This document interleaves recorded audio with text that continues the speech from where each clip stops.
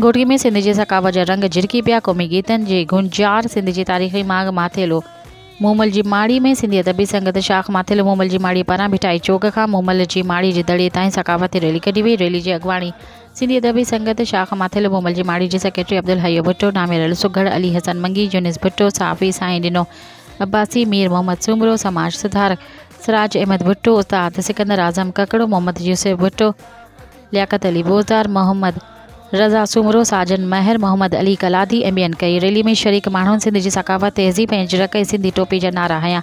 आख़िर में अब्दुल हयो भुट्टो, अली हसन मंगी, यूनिस भुट्टो, साईं ॾिनो अब्बासी ऐं ॿियनि ॻाल्हाईंदे चयो त सिंध जी सकावत ऐं तहज़ीब तमामु क़दीमी आहे। असीं पंहिंजी सकावत, अजरक ऐं टोपी ऐं पटके सां बेइंतिहा मोहबत कयूं था। जो त मूमल जी माड़ी जी तारीख़ ऐं तहज़ीब पुराणी आहे। सिंधी माण्हू महिमान नवाज़, अमन पसंद ऐं मोहबती ऐं प्यार करण वारा आहिनि। मज़ीद ख़बरनि ऐं तफ़सीलात लाइ विज़िट कयो असांजी वेबसाइट www.awamiNewsHD.com ऐं ॾिसंदा रहो अवामी न्यूज़ HD।